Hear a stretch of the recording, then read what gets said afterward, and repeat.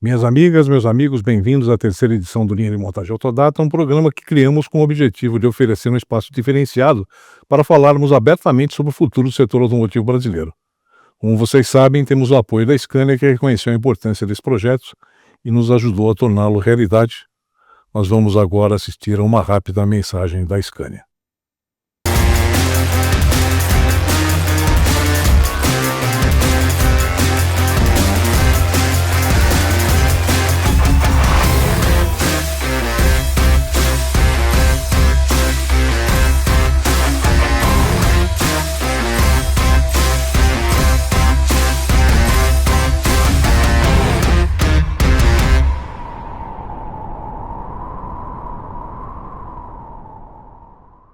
Falar sobre o futuro é exatamente o que faremos a partir de agora, com a companhia de um dos principais líderes do setor automotivo, que é o Cláudio Saad, presidente do Sindipeças. Cláudio, seja bem-vindo. Antes de mais nada, agradeço a você por aceitar esse nosso convite nesse momento especial, que tenho certeza é muito significativo para você, especialmente durante a realização da maior Automec de todos os tempos. Muito obrigado, Márcio. É um prazer estar aqui. Realmente, nós estamos aí na semana de Automec. Começou na terça-feira, fizemos a abertura com a presença do vice-presidente Geraldo Alckmin, e foi muito bacana. Estamos aí em plena feira, vai até amanhã, sábado, e está muito bonito, está cada ano maior, mais importante, com mais expositores. Então, é uma semana cansativa, mas bastante gratificante. Agora, prazer estar aqui. é um evento muito importante para o setor de Automec, para o setor de autopeças, né? Em rápida palavra, fala para a gente o que significa essa Automec para vocês. É a principal feira de autopeças do Brasil e da América Latina. É a quarta principal feira do mundo de autopeças. Então, é bastante pujante e a Ambipesas, o Sindipeças estão presentes aí desde do início, né, na década de 90. É uma feira que já ficou bem tradicional, tem mais de 2 décadas, né, de existência. E é uma feira que é voltada mais para o segmento de reposição. Então, tanto reparadores quanto distribuidores, atacadistas e varejistas estão presentes nessa feira. E esse segmento de reposição que tem crescido muito no Brasil, né?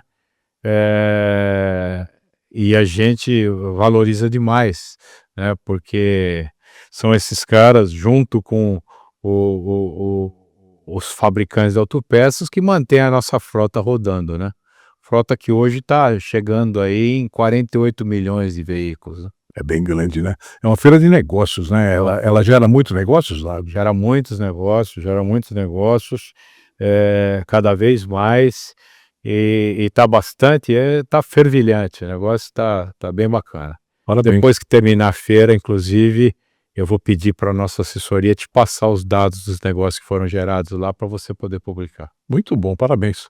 Bom, vamos falar um pouco do nosso mercado, né? Nós fechamos o primeiro trimestre com números bastante equilibrados, né? Tanto em vendas como em produção de veículos, né? Diante dos desafios atuais que a gente está enfrentando, tanto no Brasil como no mundo, você acredita que a gente pode fechar esse ano com um crescimento de 5% a 6%, como a gente está projetando no início do ano? Então, Márcio, coisas aconteceram, né?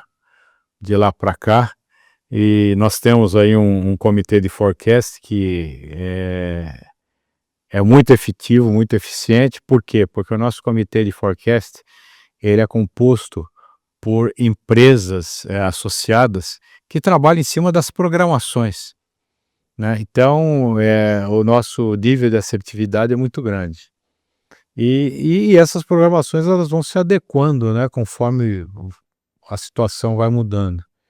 E a gente continua cravando que vai ser um final de ano positivo, mas a gente não aposta que vai ser de 5%, 6%.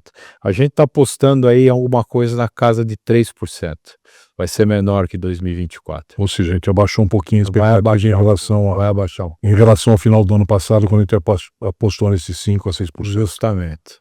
Tá legal, ou seja, um pouquinho menor do que do que a gente esperava. Justamente. Tá legal. Mais em função dessa questão geopolítica ou em função da questão do aumento de juros? Eu acho que um pouco de cada, um pouco de cada. E esse problema do aumento de juros, eu acho que vai persistir mais, porque essas medidas que estão sendo tomadas pelo governo americano, elas são inflacionárias, então elas vão interromper aquele ciclo de baixa de juros do Banco Central americano, talvez até tragam a necessidade de um novo aumento de juros lá, o que vai diminuir, não, adiar qualquer possibilidade de redução de taxa de juros aqui no Brasil.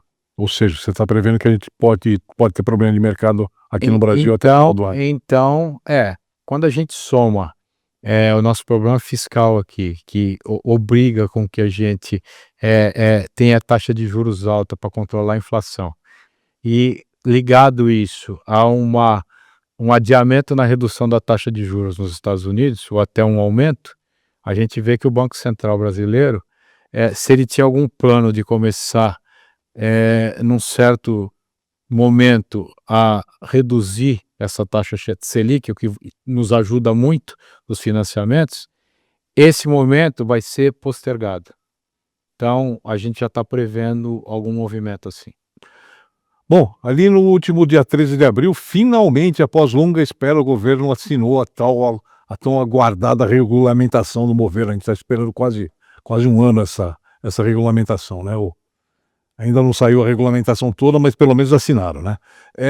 Quais são as expectativas de vocês ali no Sindipeças a partir de agora, especialmente em relação a possíveis investimentos em inovação e tecnologia, principalmente agora vindos ali das empresas de autopeças? Bom, a primeira coisa que a gente celebra é que o Mover traz para a nossa indústria previsibilidade. Você vê que, paradoxalmente, hoje, nós temos mais previsibilidade no Brasil do que na Europa e nos Estados Unidos eles têm. Na Europa, a indústria não sabe se produz elétrico ou se produz combustão, porque está essa confusão toda lá. Você vê que a Comissão Europeia está demorando para fazer a regulação das emissões de CO2. Sim. Eles estão até querendo usar o Mover como benchmark, para poder fazer essa emissão. Por quê? Porque com o novo Parlamento Europeu, que é menos verde do que aquele que estava antes, eles começaram a cair um pouco mais na realidade. E estão vendo que o que eles queriam lá antes não são coisas factíveis, e que eles precisam ser mais reais. E viram que o Mover traz essa realidade com relação a emissões. E então estão olhando isso mais de perto, e por conta dessa indecisão que está lá, as montadoras não sabem o que fazem. Eu tenho conversado com presidentes de sistemistas aqui no Brasil, que têm me contado que as matrizes lá estão super preocupadas, porque os programas de entrega lá têm caído absurdamente, porque nessa indecisão as montadoras estão cortando o programa. Nos Estados Unidos também, você vê que eles estão morrendo de medo que o Trump mude toda a política que vinha vindo do governo Biden com relação à eletrificação. Então, hoje, paradoxalmente, nós temos muito mais previsibilidade no Brasil do que na Europa e nos Estados Unidos. Por enquanto, a gente não teve nenhum anúncio de adiamento de investimentos por parte das montadoras, e as autopeças estavam com uma programação de 50 bilhões. 50 bi. E tá mantido. A autopeça, claro que ela investe sob demanda, né? Se a montadora vai, a gente vai atrás, mas não tem os anúncios. É claro que, como nós bem comentamos no nosso último evento, se acontecerem fatos de uma falta de cumprimento das metas do governo com relação ao restante da regulamentação do Mover, e também a controle fiscal, esse tipo de coisa, você gera um problema de ambiente de negócios que talvez possa prejudicar os investimentos. Ambiente de negócios, para falar de uma forma genérica, ele é tudo, Você vê que nesse reshoring que está acontecendo no mundo, muitos investimentos foram para o México e não vieram para o Brasil por causa do ambiente de negócio, que no México é muito mais amigável, né? Mas, voltando ao mover, então a gente tem essa previsibilidade e que isso é muito importante. Agora, a gente precisa sim continuar, fazendo os desdobramentos do mover. Por exemplo, o mover fala, né, em segurança. Os órgãos competentes agora precisam também editar a regulamentação com relação à segurança, né, para a gente poder, dar aplicabilidade para isso. Que é a continuidade da regulamentação que tem É o desdobramento. que está prometido para o mês que vem. Justamente, para dar essa previsibilidade de uma forma correta para que as empresas façam os investimentos. Sem isso daí, sem o regramento, a empresa não pode investir. O secretário Wallace prometeu lá na Automec, por sinal, que vem agora em maio, né? Justamente. Agora, as empresas só podem acreditar nisso depois que tiver publicado, né? Mesma coisa quando você fala na parte de economia energética, eficiência energética, também os órgãos competentes têm que também fazer a regulamentação. Então, falta esse desdobramento, né? Ligado a isso também, faltam os outros passos, por exemplo, IPI verde, né? Também está faltando, tem que continuar. Falta a tão falada, né, renovação de frota, que foi aprovada, mas que ainda não tem efetividade. Por quê? Porque está travada aí na parte do financiamento, né, porque ninguém tem um caminhão de 30 anos porque quer. Vocês conversaram isso com o ministro Geraldo Alckmin também lá na Automec. Conversamos. Ninguém tem um caminhão de 30 anos porque quer. O cara tem um caminhão de 30 anos porque ele não consegue ter um de 10. Então ele tem aquele caminhão que é inseguro, que é poluente, é porque não consegue ter um melhor. Ele não vai trocar esse caminhão por livre e espontânea vontade, porque ele não tem dinheiro. Então, a renovação de frota, para ela andar, ela precisa ter, sim, uma sistemática de financiamento que permita com que aquele cara vá e troque o caminhão dele de 30 anos por um de 15 ou de 10, né, um euro 0 por um euro 2, euro 1, euro 2, que vai ser mais seguro, vai ser menos poluente, mas ele também precisa ter um empurrão, uma obrigatoriedade que vai vir de uma inspeção técnica veicular. Sim. Eu acredito plenamente que a inspeção técnica veicular é a mola propulsora da renovação de frota. Isso é uma coisa muito difícil de passar porque é impopular, né? É esse o ponto, aí você tocou no ponto. Eu acho que esse discurso que muitos políticos ainda usam, de que a inspeção técnica veicular é impopular e por isso eles não votam nisso, eu acho que é um discurso rançoso. É um discurso que não cabe mais num mundo onde a gente fala em sustentabilidade, em descarbonização, em qualidade de vida, em respeito à vida humana. Não cabe mais. Eu acho que impopular é você permitir com que pessoas estejam morrendo mais por acidente de trânsito do que por tiro, por bala. Entendeu? É impopular você ver a quantidade de pessoas que morrem por problemas pulmonares, cada vez mais. Então eu acho que a gente deveria virar essa chave e dizer para os polícias o seguinte: aquele que não vota na inspeção é que está démodé, é que está impopular, porque ele está desprestigiando a vida humana. Então, e falei isso para o próprio presidente Geraldo Alckmin. Então, eu acho assim, a inspeção de frota, ela é a mola propulsora, a inspeção veicular, para a renovação de frota.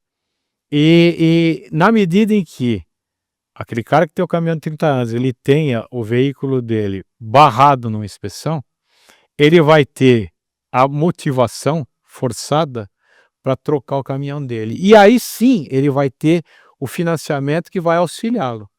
Então a coisa vai começar a andar. Certo. Um sem o outro não vai funcionar. Mas aí vai precisar de boa vontade do governo, das montadoras, todo mundo, que isso tem que ter vários degraus para poder chegar. Sim, e do legislativo para poder aprovar essa inspeção veicular. É verdade. Né? porque Bom para o país. bom e legislativos estaduais, né? Porque a inspeção ela é estadual. É bom para o país, é bom para a saúde, é bom para o meio ambiente, é bom para É bom para todo mundo. é bom para É bom para todo mundo, e inclusive bom para a indústria também. Então é bom É. para todos. É um ganha-ganha. Esse é o verdadeiro É ganha-ganha. verdade. E também a gente precisa trabalhar eh, cada vez mais na capacitação da nossa mão de obra, né? Porque o mover ele aperta regras. Então a gente precisa preparar Aí é o competitividade. nosso. Você tocou na palavra-chave. E quando a gente fala em competitividade, eu queria entrar nesse ponto, porque competitividade, quando a gente vê aí o que está acontecendo cada vez mais, né, eh, com relação à grande dominância da China, né, em relação não só à indústria automotiva, à indústria de transformação como um todo, a gente vê que o tempo é cada vez mais urgente com relação a gente retomar a competitividade da nossa indústria de transformação. Eu não estou falando da indústria automotiva só, estou falando da indústria de transformação como um todo. E no Brasil, a gente sabe que a gente faz a lição de casa. Do nosso portão para dentro, nós somos competitivos. Só que a gente perde muito da nossa competitividade. Você está cansado de me ouvir falar isso. Quando a gente vai do portão para fora. Porque a gente tem vários entraves à competitividade, né, que estão ali, todo mundo conhece, mas continuam ali. Eu vejo a situação como se fosse, se eu fosse fazer uma metáfora, eu vejo que é como se fosse uma estrada onde nós precisamos imprimir velocidade no nosso veículo, que seria a competitividade, mas essa estrada está cheia de pedras. Sim. Então você não consegue impor. De vez em quando vem alguém e tira uma pedra aqui e outra ali. E noticia isso assim, né, de uma forma, puxa, nós estamos fazendo aqui uma ação para melhorar a competitividade da indústria. Só que continuam várias pedras, você continua não conseguindo imprimir velocidade no teu veículo. Então a gente precisaria de uma política industrial de Estado que juntasse todas essas pedras dentro dessa política, entendeu? Para poder eliminá-las de uma única vez. Para você limpar essa estrada, para que o seu veículo pudesse correr livre. Sim. Para você poder ter essa competitividade, que no final do dia, o que é isso?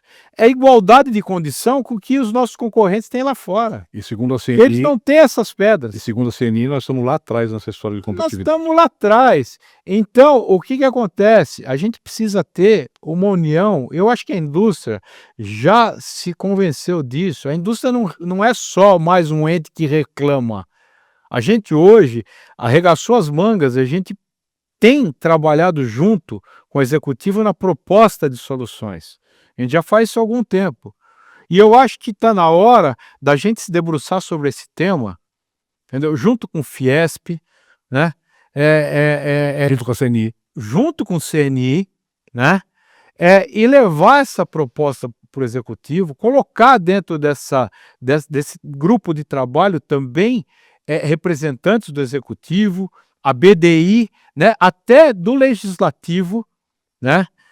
Daquelas frentes que representam a indústria lá dentro do legislativo, que a gente tem algumas, trazer também, fazer um grande trabalho, ombro a ombro, indústria, executivo, legislativo, para a gente fazer essa política. Porque isso vai Fazer possibilitar acontecer. transformar essa indústria em exportadora.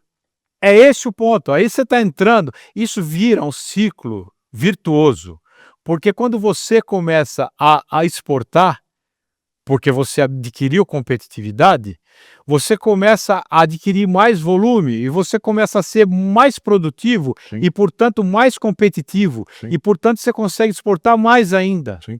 Então, você entra num ciclo virtuoso. Agora, para isso, a gente precisa fazer esse grande trabalho. Eu acho que é um dos trabalhos mais importantes que a gente tem a fazer nos próximos meses aqui, dentro do Brasil. Sim. Entendeu? E a gente precisa mobilizar todos esses setores. Porque, afinal de contas, quando você fala em fomentar a competitividade da indústria, e eu tenho toda a legitimidade para falar nisso, porque eu não estou defendendo aqui o meu setor. Eu estou defendendo A indústria. a indústria de transformação como um todo, porque se você melhora a competitividade, você vai melhorar para todos os setores da indústria, inclusive automotivo. Agora, você está tocando na competitividade, eu vou falar um assunto meio delicado, China, tá? Você falou de China, eu vou tocar um assunto um pouco delicado. Nós estamos vivendo o Salão de Xangai agora, e está claro lá no Salão de Xangai que não dá para brigar com essa indústria chinesa em termos de custo, eles estão imbatíveis. Eles têm uma indústria do tamanho do mundo, eles têm uma capacidade de produção imensa, eles têm um custo imbatível. E é impossível brigar com eles em custo. Eles têm um custo lá na China que não dá para brigar. E me parece que eles não têm lá muito interesse em produzir aqui. Está ficando claro com a experiência de algumas montadoras que estão querendo trazer CKD para cá e montar aqui. A gente já viu uma experiência. Tem montadora de caminhão trazendo CKD montando lá no Rio Grande do Sul. Tem uma montadora já entrando com um projeto no governo para fazer isso lá no Nordeste, né? Se abrir essa porteira é muito perigoso. Como é que a gente pode trabalhar isso aqui no Brasil agora para fechar essa porteira? Ou pelo menos se adaptar a isso, porque eu imagino que não vai dar para a gente combater isso como um todo, mas, sabe, trazer o carro completo para montar aqui é um absurdo para mim. Eu acho que tem muita peça desses carros que tem similar brasileira que tem que ser fabricado aqui, é o chamado ex-tarifário. Claro. Bom, respondendo a tua pergunta, em primeiro lugar, esse pedido aí de CKD, SKD que essa montadora fez junto ao governo, o Sindipeças contestou formalmente junto ao governo esse pedido. Então, justamente explicando que nós temos os similares nacionais aqui que não tem razão para eles concederem esse pedido. Que se abrir porteira vem um monte. Não, isso já contestamos e estamos aí acompanhando isso de perto e da nossa parte isso não vai ser concedido. Com relação ao ex-tarifário também nós estamos fazendo um trabalho bastante importante com o MIDIC, estamos nesse exato momento em negociação com eles. Imagina que hoje nós temos em 15 anos de ex-tarifário, nós saímos de 100 NCMs para 9.500. Né? Isso virou um samba do crioulo doido. E o problema é o seguinte: primeiro, ex-tarifários com período de duração sine die, né? Não tem prazo para terminar.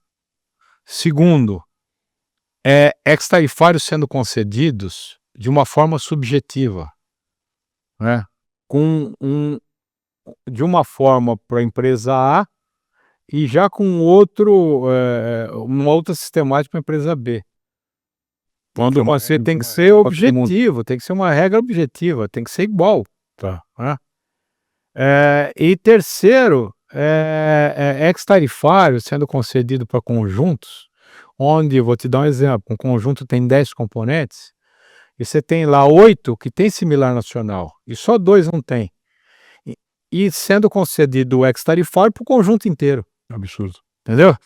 Então, o que nós fizemos? Nós propusemos para o MIDIC, primeiro, um período de 3 anos de duração para o ex-tarifário, que a gente entende que é mais do que plausível para aquele importador que é beneficiário desenvolver uma fonte nacional. Se em 3 anos ele não consegue, ele que vá pagar então o imposto integral de importação. Tá certo? Porque o que acontece é o seguinte, a gente viu que muitos se acomodaram. Porque o ex-tarifário, o próprio nome diz, ex é uma exceção, é um waiver que se dá, para ele ter a obrigação de desenvolver uma fonte nacional. Sim. Mas quando obtinham, se acomodavam e nem iam desenvolver. A gente vê montadoras aí que estão há anos fabricando os veículos só com base em ex-tarifário. Então a primeira coisa foi essa, dar os 3 anos que o MIDIC aceitou. E eles vão passar a adotar 3 anos de ex-tarifário. Segundo, nós propusemos para o MIDIC uma matriz de decisão, onde a empresa pleiteante, ela tem que atingir um número mínimo de pontuação. Se ela não atingir, ela não consegue o benefício. Se ela atingir, ela consegue. Então, vai ser igual para todos, uma regra igual para todos. E também o MIDIC fez umas modificações dele, mas vai passar a aplicar essa matriz de decisão, que até então não se aplicava a nenhuma matriz. Tinha muita subjetividade na concessão. E a terceira coisa, esse problema dos conjuntos, que não vai mais acontecer. Se você tem 10 componentes e 8 tem similar nacional, você só vai dar o ex-tarifário para aqueles 2 que não tem. De modo que aquele conjunto tenha que ser montado aqui, utilizando 8 componentes nacionais, e você vai importar só os 2 que não tem. Mas a montagem vai ser feita aqui, ao invés de você importar o conjunto inteiro. Você está dando emprego aqui, Sim. montando aqui. Tem lógica. Então, toda lógica. então a ideia é que você reduza drasticamente esses 9.500 NCM. Ou seja, já estamos falando isso com o Ministério hoje. Nesse exato momento. Bom. E essa decisão vai ser tomada aí nos próximos dias. Que bom. Esse martelo vai ser batido. Ok. Agora, de fato, a competição com a China, por uma série de motivos que eu não vou elencar aqui, porque você está cansado de conhecer e nosso público também sabe, mas é até covardia, né, a gente querer brigar com esses caras, porque tem um monte de coisas que não dá para brigar. Você tem sempre falado que a China tem forçado o mundo a repensar suas práticas, né? É esse o ponto. Quais são as mudanças que você acredita que o setor de autopeças tem que adotar no futuro para se manter competitivo? Então, já começa esse trabalho aí da gente rever essas barreiras que a gente tem hoje, né? Que são macroeconômicas, estão fora do poder de decisão das nossas empresas, né? E que estão minando a nossa competitividade. Isso tem que ser eliminado o mais rápido possível. O mais rápido possível, porque isso foi criado por nós mesmos. Que a gente pode resumir isso tudo, né, como custo Brasil. O que acontece é o seguinte: quando a gente vivia aquele período de inflação absurda, que nós chegamos a ter 5.000% de inflação ao ano, né, nós fomos obrigados a criar regramentos, né, para controlar isso, que quando a gente terminou com esses regramentos no plano real, com a inflação no plano real, os regramentos ficaram. Uhum. E a economia ficou toda desorganizada. Então a gente ficou sem a inflação, mas a gente ficou com a desorganização e com a burocracia. Sim. Que é isso que a gente vive, que a gente chama de custo Brasil, que é o que encarece, são essas pedras. Na época que a gente tinha inflação, a gente teve que colocar essas pedras na estrada para poder controlar a inflação. Acabou a inflação e as pedras ficaram. E ninguém foi lá tirar. Então nós mesmos colocamos isso, mas não fomos tirar. Então nós precisamos tirar. Esse é o primeiro ponto. Segundo ponto é que a gente precisa olhar a indústria como o grande fomentador de crescimento da economia. Eu estou cansado de dizer isso, que um país que quer ver o seu PIB crescer precisa fomentar o crescimento da indústria. Por quê?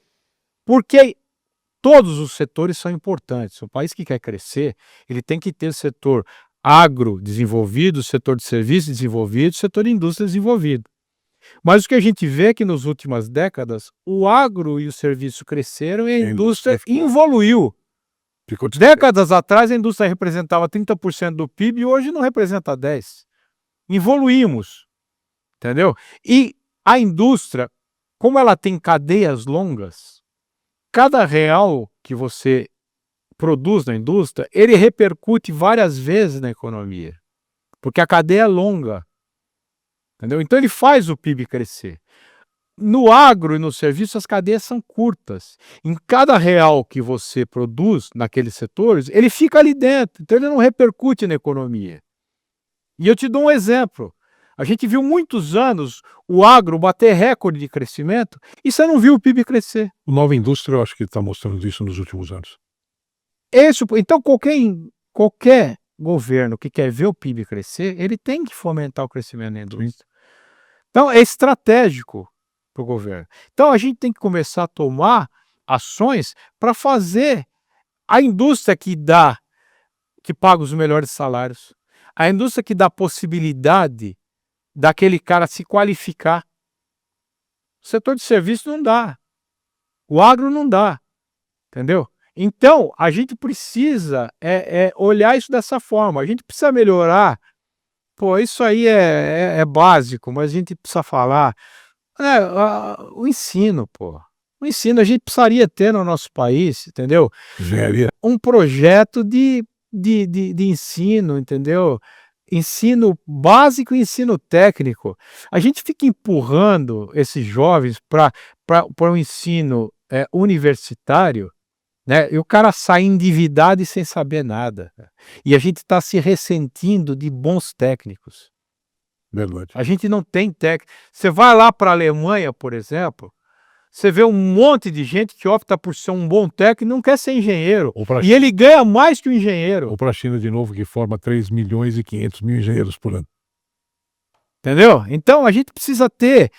Isso tudo entra em política industrial. A gente precisa repensar isso É aí. política de Estado, né? Então, de Estado, porque muda um governo e continua. É verdade. Né? E a China está obrigando o mundo a repensar tudo isso, porque eles fizeram isso. Eles não viraram isso de ontem para hoje. Não, isso é uma coisa pensada. Eles estão trabalhando nisso há 50 anos. Décadas, senhor. Né? Décadas. Então, e a gente vê outros exemplos no mundo. Deixa a China de lado. Vamos olhar a Coreia. A Coreia, no final dos anos 50, Vietnã. mesma coisa. Mas a Coreia, no final dos anos 50, era terra arrasada. Era terra arrasada depois da Guerra da Coreia. Entendeu? Sem recursos, eles fizeram o seguinte, um projeto de Estado. Vamos investir em educação.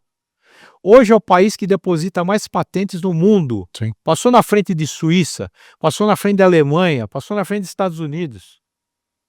Entendeu? Tem os maiores PhDs no mundo. Entendeu? Então, sabe, empresas como Hyundai, como Kia, né, como LG, que são líderes mundiais. Então, porra, por quê? Porque tiveram política de Estado, porque fizeram a coisa correta. Agora, aqui no Brasil, infelizmente, Márcio, deixa eu fazer um desabafo aqui. A gente vive aqui no Brasil, né, um ciclo vicioso, porque a gente tem um povo que não tem educação e, portanto, vota mal, elege maus políticos. Esses maus políticos não têm intenção de melhorar o nível educacional do povo, porque se eles melhorarem, o povo vai ficar mais exigente, vai ficar mais crítico e vai querer votar em melhores políticos, esses caras vão ficar de fora. Então, não melhora a educação.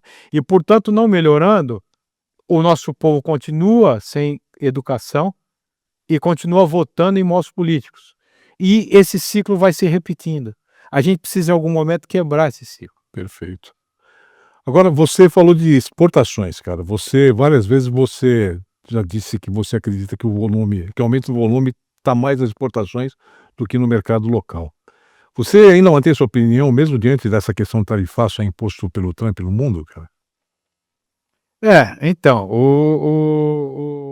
na verdade, o Trump, ele desorganizou as cadeias globais no primeiro momento, né? Eu até acho que, sem querer entrar no mérito de por que a balança comercial dos Estados Unidos ela é desequilibrada com algumas regiões do mundo, como, por exemplo, na União Europeia, você não vê, eu vou te fazer aqui um exercício de pensamento, você não vê um carro americano rodando na Europa. Sim. De quantos milhares de carros europeus você vê rodando nos Estados Unidos? Os Estados Unidos têm a mesma dificuldade de colocar os seus produtos agrícolas dentro da União Europeia que o Brasil tem. Eles têm os mesmos bloqueios, né? Só que, pô, a gente sabe que eles provocaram isso no início dos anos 70 para tornar o dólar uma moeda forte, né? Mas sem entrar nesse mérito, hoje, de fato, eles têm déficit na balança comercial com muitos lugares, com muitas regiões. Mas a forma como eles fizeram isso foi uma forma muito brusca, né? E com todo mundo ao mesmo tempo. Então, eu até acho que eles têm razão em muitas coisas, mas a forma como eles fizeram é errada. E isso veio desorganizar as cadeias globais. Os Estados Unidos são o segundo principal destino das exportações brasileiras, depois da Argentina. E um mercado muito importante para as autopeças brasileiras. Muito importante, o segundo principal das nossas exportações de autopeças. E quando você pensa até que muito das autopeças que a gente exporta para a Argentina, elas voltam como veículo, talvez os Estados Unidos passe a ser o principal. Porque o que você exporta lá é mesmo uma exportação que não vai voltar, né? Então, é um mercado muito importante. A gente fez um cálculo que o impacto desse aumento é da ordem de 275 milhões de dólares. O importador americano, ele vai passar a gastar mais 275 milhões de dólares ano para importar as nossas peças. Aí você me pergunta, ele vai deixar de importar? E eu acredito que não. Por quê? Porque relativamente os produtos dos nossos concorrentes também ficaram mais caros. Alguns até mais caros, porque tiveram alíquotas maiores. Ou seja, não deve atrapalhar muito a questão Do da... ponto de vista de deixar de importar, não. Agora, eu te pergunto, isso tendo um efeito inflacionário e o Fed deixando de baixar juros ou até aumentando juros, isso vai ter um efeito recessivo, né? A economia vai perder força. Então, pode diminuir volume. Eles podem não deixar de importar, mas importar menos. Então, isso de fato pode acontecer, né? Isso pode acontecer. Agora eu acredito, e acredito com convicção, que os Estados... Você viu, ele deu esse waiver de 90 dias para o resto do mundo, né? E manteve os impostos, as taxas só para a China, né? Eu acho que alguém do governo deve ter dito para esse presidente, não dá para a gente brigar com todo mundo ao mesmo tempo. Vamos... Quem é o principal aqui? A China? Vamos deixar a China e vamos deixar o resto de lado. Pode ser que, passados os 90 dias, ele mantenha essa taxa para o resto e fique só com a China. Sim. Né? A verdade, Márcio, é que a gente está vivendo, nesse exato momento, um período de grande indefinição. E a indefinição, ela traz para o mercado tudo que a gente não quer, que é volatilidade. A volatilidade acaba com a previsibilidade. Então você perde um tempão fazendo um plano estratégico, onde você fez estudos atrás, você se preparou para tomar uma decisão, e aí vem a volatilidade e derruba tudo aquilo por terra, porque volatilidade deixou a lógica de lado. Então ele derruba qualquer lógica, né? E é tudo que a gente não quer, a gente quer previsibilidade. E nesse momento nós estamos vivendo volatilidade, você vê as bolsas, não é no Brasil, é no mundo inteiro, o sobe e desce que elas estão vivendo, né? O próprio câmbio aqui no Brasil. Então, eu acredito que o Trump, ele está usando de uma técnica, né, que é aquela técnica do bode na sala. Ele vai, cria uma situação mais complicada, mais grave, para depois retroceder e deixar aquilo que ele queria e todo mundo ficar satisfeito. Beleza. Fala assim, pô, ele veio com 50, me deixou com 10, tá ótimo. Né? Agora você viu que Isso na é capa perigoso. você viu que na capa da The Economist eles já estão colocando ali quantos dias faltam para ele ir embora, né? Ele está perdendo apoio. Mas por que você acha que ele deu esse waiver para o resto do mundo? Sim. Quanto de valor as empresas americanas perderam nesses últimos dias? Ele está perdendo apoio dos empresários americanos que votaram nele. A gente está ouvindo empresários que financiaram a campanha dele dizendo o seguinte: não foi para isso que eu elegi esse governo. Entendeu? Então ele está perdendo apoio. Ele está perdendo apoio com isso. Tá todo mundo... E é gozado, cara, que eu peguei outro dia uma declaração dele nos anos 90, onde ele falava exatamente isso, num programa da Oprah Winfrey. Ele falava exatamente isso de tarifas, reclamando de tarifas, com relação ao Japão, dizendo que eles estavam sendo espoliados pelas tarifas que o Japão cobrava dos produtos americanos, que o Japão entrava sem pagar nada, entendeu? Era o mesmo discurso, só que era o Japão a bola da vez naquela época, porque não se falava em China. A China não era ninguém naquela época. entendeu? Então, esse pensamento que ele tem, ele é coerente. Não É o pensamento, não é de agora, não é de agora, entendeu? Só que é uma coisa que ele está percebendo que ele vai perder apoio. E aí eu queria te dizer o seguinte: China e Estados Unidos vão precisar entrar num acordo. Sim, senão eles param a Não, mula. não é porque eles querem, é porque eles precisam. Por quê? Porque a China não pode perder o fornecimento dos Estados Unidos. Se ela perder o fornecimento dos Estados Unidos, que são o maior cliente delas, ela vai perder empregos na China. E ela não pode perder esses empregos. E os Estados Unidos, se perder o fornecimento da China, tem muitos produtos que a China é o único fornecedor. Então, as empresas americanas não podem ficar sem isso. Então, eles vão ter que encontrar uma saída, porque um depende do outro. Sim. Então, eles vão ter que encontrar uma saída, né? Quem quiser, dos nossos ouvintes, ele tem um artigo que o Ray Dalio publicou ontem ou anteontem no LinkedIn, que ele fala justamente sobre isso, um artigo super lúcido. Se você quiser, até eu posso mandar para você, você distribui para os teus leitores, onde ele fala super bem sobre essa situação, como eles vão ter que se entender, né? Porque vão ter que se entender. Vai ser obrigatório. Mas o que acontece é que, efetivamente, nesse momento, o Trump botou o comércio internacional de perna para o ar, né? É verdade. Agora, para a gente fechar essa entrevista, Cláudio, você teve aí com o Alckmin, você teve com o secretário Wallace, há poucos dias aí na Automec. Você já falou da necessidade de competitividade, você já falou da necessidade de maior educação, você já falou da necessidade final da regulamentação do mover, já falou da renovação de frota. Você teve ali nos bastidores com ele. O que mais você pediu para eles, para a gente ter efetivamente chance de tornar o Brasil um polo mais atrativo para empresas que querem produzir e desenvolver o futuro aqui no Brasil? Bom, a primeira coisa é a seguinte, é valorizar a indústria nacional. Eu acho que esse é o principal ponto, né? Eu acho que, por mais óbvio que isso possa parecer, né? Eu acho que as pessoas que estão lá no nosso governo, elas têm que estar imbuídas desse espírito. Que aqueles que vierem para o Brasil com a intenção de produzir aqui, de gerar empregos aqui, são muito bem-vindos. Aqueles que querem vir para o Brasil apenas para utilizar o Brasil como uma forma de ganhar dinheiro, sem gerar empregos aqui, sem gerar vantagem para o nosso povo, não devem ser bem-vindos, não devem ser abraçados.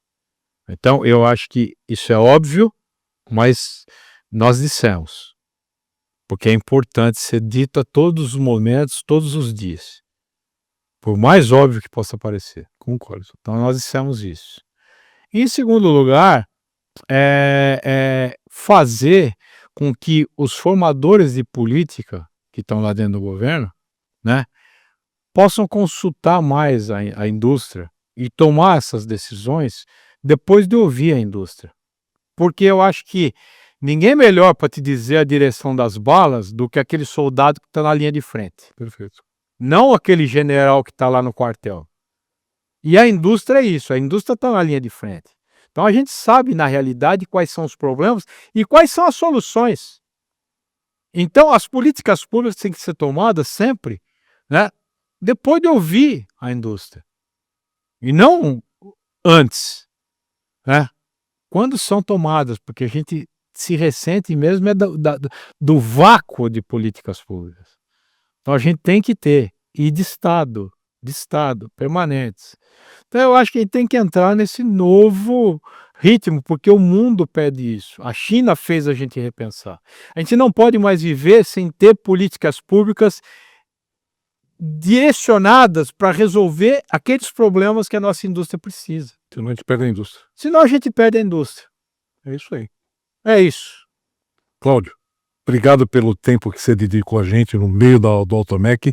Parabéns pelo teu trabalho lá no Sindipeças. Muito obrigado, Márcio, e eu agradeço por você nos dar voz, por você nos permitir distribuir nosso pensamento, nossa linha de raciocínio com esse público que é um público super especializado, um público que vive o nosso dia a dia, né? E eu acho que é importante que eles estejam aqui alinhados com os nossos problemas e com as nossas propostas de solução.